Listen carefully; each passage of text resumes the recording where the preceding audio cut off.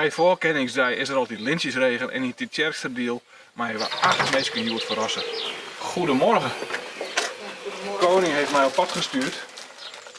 En de koning wil u graag ook een versiersel opspelden. En dat gaan we wat mij betreft vanmiddag doen om 2 uur op het gemeentehuis in. Ja, ik weet niet precies wat ik ervan moet zeggen. Ik weet ook niet zo goed wat me overkomt hier. U doet zoveel mooie activiteiten. Ik heb het gelezen wat u allemaal in Kenia bij de hand heeft. Dat is buitengewoon indrukwekkend. Ja, met liefde. Gefeliciteerd met dit ontzettend mooie moment. Dankjewel. Ja, en Ja. maar volgens mij waren er ook al een paar, jullie wisten het al een beetje stiekem, of niet?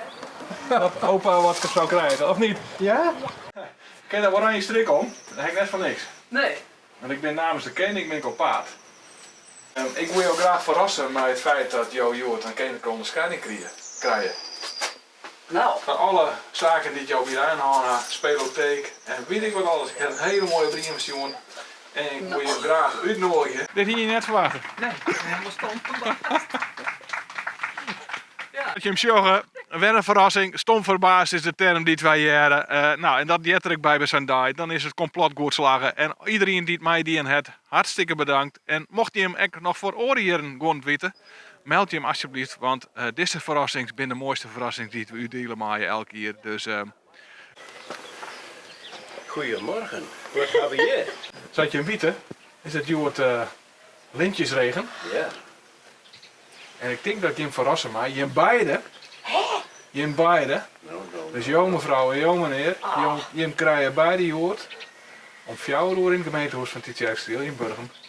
Verwacht ik jou heel graag, want dan kun je hem beide een lintje opspelden krijgen. Ik ben er tegen Gruskop, wat al deze mensen die het wat Joert verrassen mij, wat die al voor iets meer skip doggen.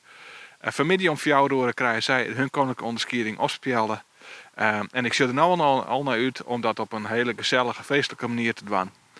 En de dag is dat het waar hebben we maai. Het is prachtig mooi waar, dus ja, het koer nooit beter. En ik ben heel nieuwsgierig hoe het meesten vanmiddag reageren zullen op eigenlijk de decoraties die ze krijgen en hoe dat eruit ziet. Want het bloot speciaal. Meesten toch een soort voor ons meerskip. En ik vind het mooi dat we die op die manier meesten verrassen maaien. En ik compliment aan jou maaien als meerskip.